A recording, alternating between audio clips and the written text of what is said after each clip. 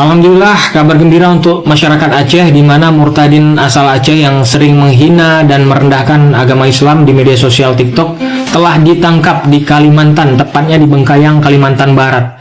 Dan saat ini sudah diterbangkan dari Kalimantan menuju ke Polda Aceh. Sekian, terima kasih laporan dari kami. Semoga bermanfaat. Salam wajah langsa. Sebentar, yang belum tahu siapa dia adalah murtadin asal Aceh, tepatnya Pidijaya. Akun TikToknya Tersadarkan namanya. Di akun TikTok itulah dia sering melakukan penghinaan kepada agama Islam dan juga kepada Nabi kita. Itu aja. Sekian, terima kasih. 6:30 dan kabutnya seperti ini. Nah, ini saya hanya akan kembali untuk berfokus pengembalaan di gereja saja. Untuk selebihnya, Pendeta asal Aceh, Dedi. nah ini menarik ini komentarnya. Nah, ini menarik ini komentar. Kan dengan ada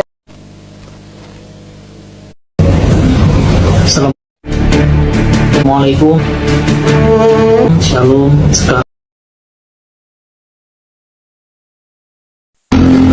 Nah, ini menarik ini komentarnya. Kenapa pindah agama, Bang? Kalau nggak urusan perut, pasti bawah perut ya. Jadi gini, jawabannya sesimpel ini. Ketika saya masih Islam, saya itu lajang, nggak menikah. Dan ketika saya masuk Kristen, istri saya cuma satu. Jadi saya masih setia dengan satu pasangan saya, Muhammad. Ketika masih belum jadi nabi, belum menerima wahyu, istrinya satu.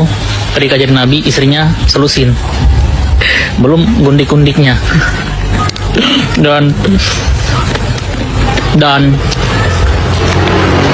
beberapa mualaf seperti yang meninggal kemarin, Waloni juga istrinya lebih dari satu. Mualaf yang lain juga istrinya kebanyakan lebih dari satu. Terus kalau karena urusan perut, bawah perut udah selesai ya. Itu yang kamu imani, yang Nabi melakukan, jangan bawa ke sini karena ini orangnya setia. Muka aja sudah mencerminkan kesetiaan. Kalau karena urusan perut, dari awal saya masuk Kristen sampai dengan hari ini, untuk makan saya kerja, nggak pernah makan sedekah, nggak pernah makan yang namanya ayo tolonglah ini ada mualaf, nggak. Jadi sebelum komentar lebih baik dipikirkan lagi ya, karena yang istrinya selusin itu telah ada. Terima kasih saya diberikan kesempatan untuk berbicara di sini. Nama saya Dedi dan saya berasal dari Aceh, dan kehidupan saya juga seperti layaknya seorang pemuda Aceh. Kita dari kecil diajarkan untuk belajar agama, mengenal Allah, dan juga bisa belajar ngaji dan beribadah sehari 5 kali. Bagaimana ceritanya Anda bisa tertarik pada Yesus?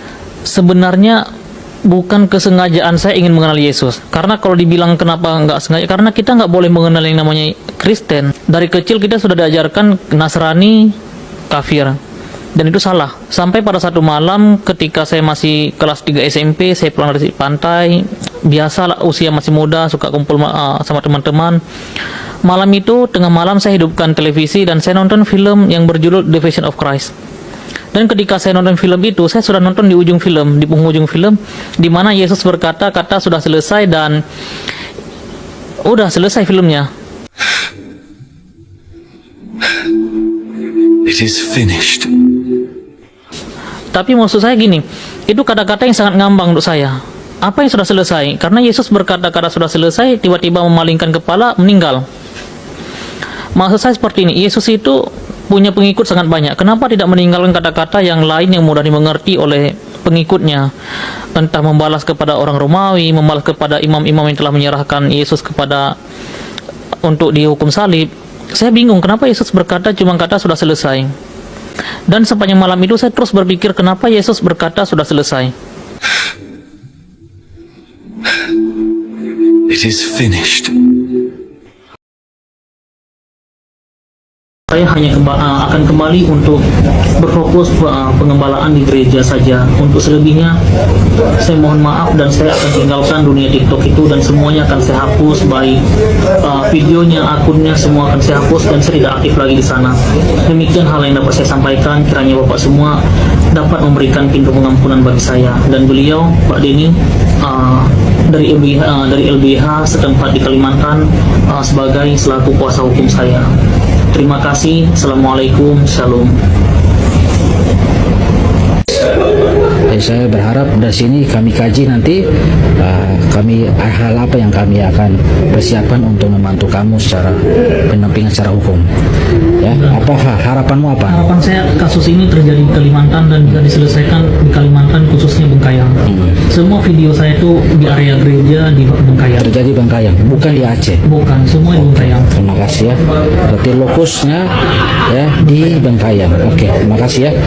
Ya, saya ketua. Biasanya seseorang masuk ke agama Kristen karena dosa telah ditebus dan kepastian untuk masuk surga. Kemudian tidak banyak perintah-perintah agama yang sulit dan semua makanan boleh dimakan asal baik. Jadi tidak banyak larangan halal haram dalam agama Kristen. Kemudian kalau perempuan tidak boleh bercerai.